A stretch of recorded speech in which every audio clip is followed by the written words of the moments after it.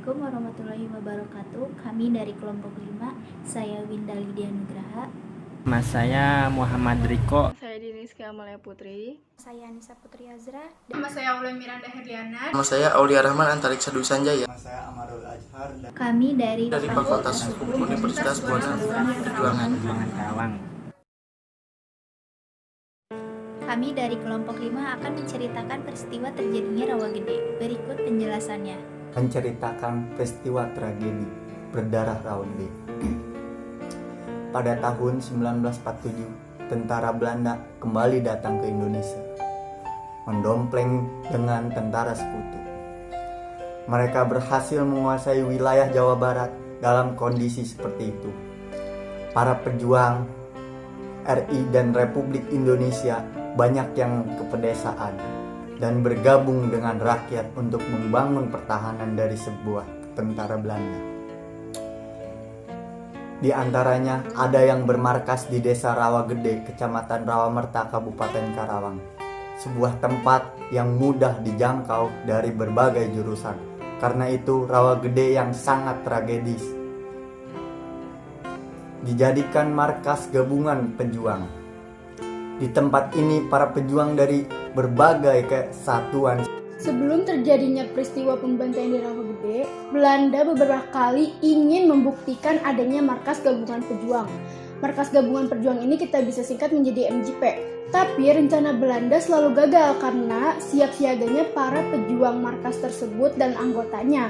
Berdasarkan informasi tersebut, katanya Belanda ini ingin menyerang dan ingin menghanguskan markas yang dibuat oleh para pejuang tersebut. Tetapi rencana mereka terdengar oleh kepala desa Tunggak Jati yang bernama Pak Saukim yang berpura-pura berpihak kepada tentara Belanda. Kemudian Pak Saukim ini dengan cepat mereka memberitahu kepada para pemimpin NJP ini.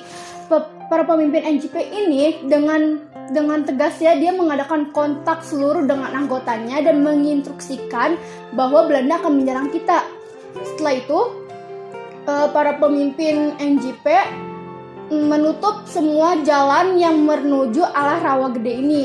Yang sebelah barat menutup jalan Cilempuk, sebelah utara menutup jalan Palawat, dan sebelah selatan dan timur ini dia menutup jembatan Garunggung. Tetapi jembatan tersebut tidak bisa dirusak karena jembatan tersebut ini sangat kuat batu betonnya. Nah, mereka mengusulkan menutup jalan lagi yang menuju dua arah ke Rawa Gede lagi, dan akhirnya mereka berhasil dan Belanda tidak menjadi menyerang mereka. Telah berhasil keluar dari Dinas Dengklok dan pergi ke kampung lain untuk menyelamatkan diri dari serangan Belanda.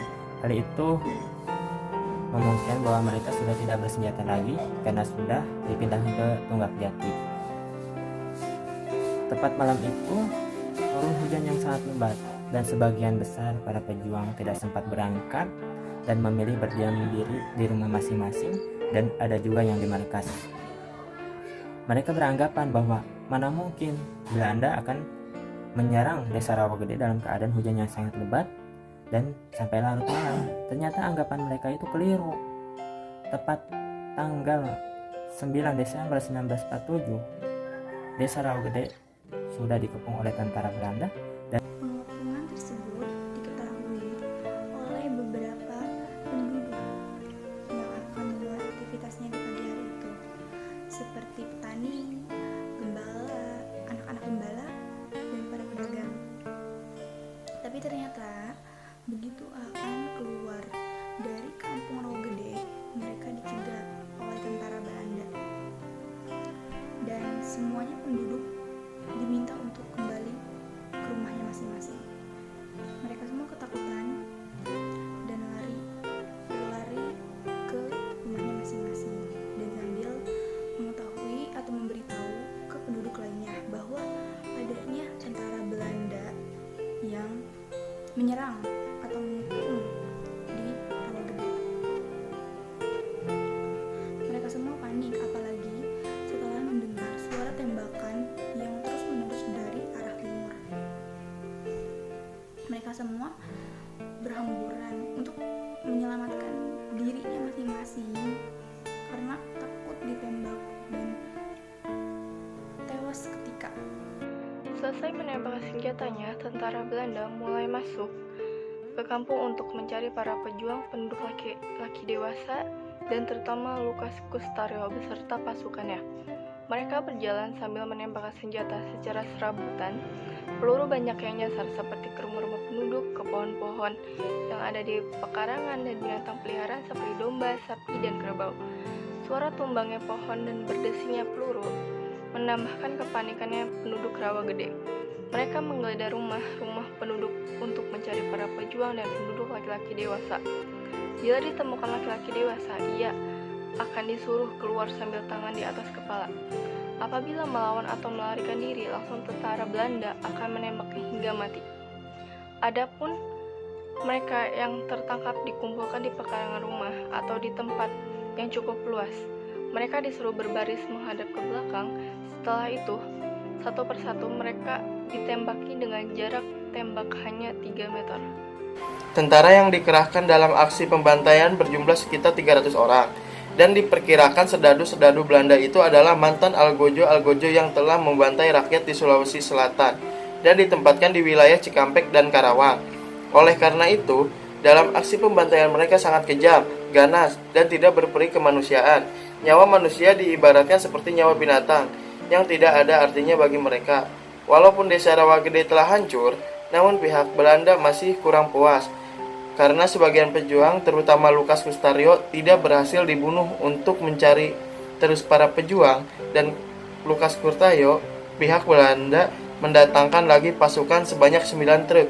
Dalam operasinya, tentara Belanda mendapatkan bantuan dari orang-orang pribumi yang menjadi pengkhianat bangsa dengan cara menunjukkan tempat-tempat persembunyian warga desa dan para pejuang, sehingga operasi ini berjalan dengan sangat cepat. Sekian panjang keluarga korban pembantaian Rawagede sejak tahun 2008 akhirnya dapat terwujud. Karena pertengahan September 2011, tepatnya pada 14 September 2011, Pengadilan Sipil Den Haag telah menjatuhkan vonis pada negara Belanda untuk bertanggung jawab atas kerugian yang diderita oleh keluarga korban pembantaian di Rawagede. Dengan membantai 430 warga Rawagede, dengan putusan ini, pemerintah Belanda diwajibkan untuk memberikan kompensasi terhadap keluarga korban dan meminta maaf secara resmi atas peristiwa tersebut. Untuk itu, negara Belanda harus membayar ganti rugi kepada 7 janda korban. Sidang ini dipimpin oleh Dr. Ahmad Schroeder dan memenangkan tuntutan 9 orang keluarga korban tragedi Rawagede. Sebelumnya, kasus ini selalu kandas dengan alasan bahwa perkaranya sudah kadaluarsa untuk disidangkan.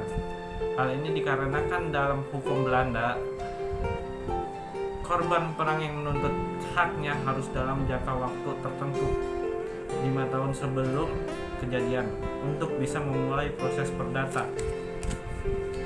Jika tidak, kasus-kasus tersebut dianggap kadaluarsa atau tidak layak diperkarakan. Namun kali ini pengadilan menetapkan pengecualian demi alasan keadilan.